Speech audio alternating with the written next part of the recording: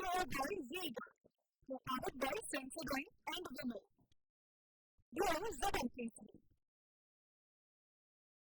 Associate sponsor UltraTech cement. વરસાદના તોફાની round માટે ગુજરાતવાસીઓ તૈયાર થઈ જાઓ.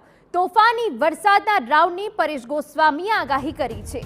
આજથી 16 મે સુધી વરસાદ પડે તેવી શક્યતા વ્યક્ત કરી છે. 1 થી 1.5 ઇંચ જેટલો વરસાદ પડી શકે છે. વરસાદી સિસ્ટમ સક્રિય થતાં વધુ એક માવઠાના એંધાણ છે. વરસાદી સિસ્ટમને મળી રહ્યો છે અરબી સમુદ્રમાંથી ભેજ.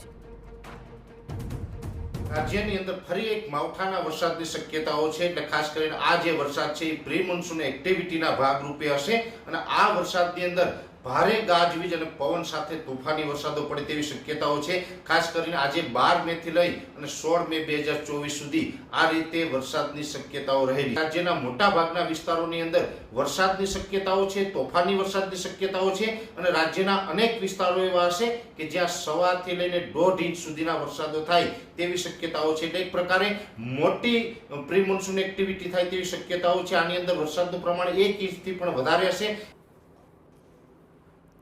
તો આ તરફ ગુજરાતના ખેડૂતો માટે સૌથી સારા સમાચાર સામે આવ્યા છે. નૈઋત્યના ચોમાસાને લઈ પરેશ ગોસ્વામીનું મોટું અનુમાન છે. નૈઋત્યનું ચોમાસું નજીક આવી રહ્યું છે. ભારતની આસપાસના ટાપુ પર ચોમાસાને લઈ અનુકૂળ પરિસ્થિતિ સર્જાઈ છે. 12 થી 13 દિવસમાં ભારતના આજુબાજુના ટાપુ પર ચોમાસું બેસી શકે છે. દક્ષિણ ભારતમાં પણ ચોમાસાને લઈ સ્થિતિ અનુકૂળ.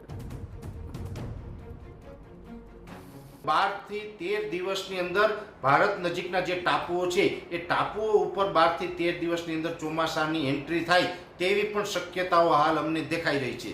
કેમ કે દક્ષિણનું હવામાન છે એ તમામ દ્રષ્ટિએ જોવા જાય તો ચોમાસા માટે અત્યારે ફેવરેબલ બની ગયું છે. એટલે દક્ષિણની અંદર ચોમાસું સક્રિય થઈ રહ્યું છે અને ગુજરાતની અંદર અત્યારે પ્રી મોન્સૂન એક્ટિવિટીના ઝાપટા જોવા મળે તેવી શક્યતાઓ છે. Powered by Sensodyne and Vimeo. Grow ZMKC. Associate sponsor UltraTech cement.